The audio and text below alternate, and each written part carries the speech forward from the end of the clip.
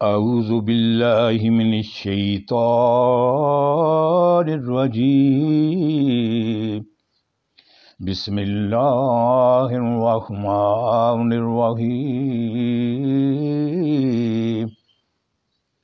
لم یکن الذین کفروا من اہل الکتاب والمشرکین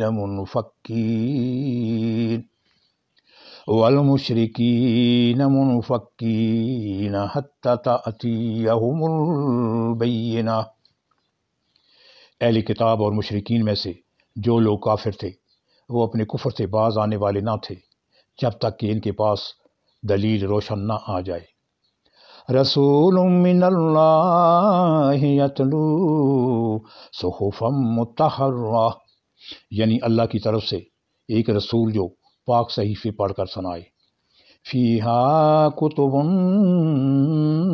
قیمہ، جن میں بالکل راست اور درست تحریریں لکھی ہوئی ہوں۔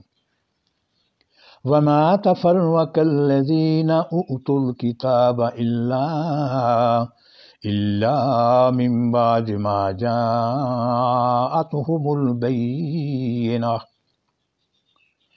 پہلے جن لوگوں کو کتاب دی گئی تھی ان میں تفرقہ برپا نہیں ہوا مگر اس کے بعد کہ ان کے پاس راہ راست اور بیان واضح آ چکا تھا۔ وما امروا الا لیعبدوا اللہ مخلصین لہ الدین حنفاء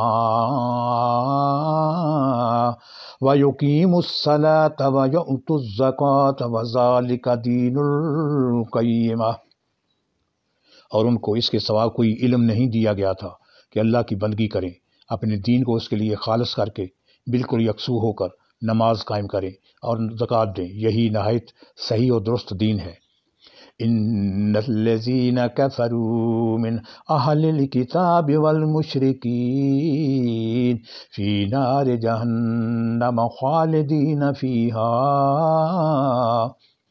اولئک هم شر البریہ، اہل کتاب اور مشرکین میں سے جن لوگوں نے کفر کیا ہے وہ یقیناً جہنم کی آگ میں جائیں گے اور ہمیشہ اس میں رہیں گے، یہ لوگ بدترین خلائق ہیں۔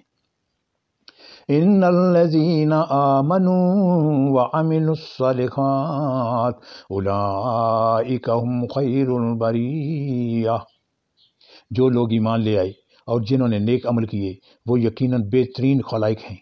جزاؤہم عند ربہم جنات عدن تجری من تحتہا الانہار خالدین فیہا ابدا رضی اللہ عنہم ورضوا عنہ ذلک لمن خشی ربہ، ان کی جزا ان کے رب کے ہاں دائمی قیام کی جنتیں ہیں جن کے نیچے نہریں بہہ رہی ہوں گی، وہ ان میں ہمیشہ ہمیشہ رہیں گے، اللہ ان سے راضی ہوا اور وہ اللہ سے راضی ہوئے۔ یہ کچھ اس شخص کے لیے ہے جس نے اپنے رب کا خوف کیا ہو۔ صدق اللہ العظیم۔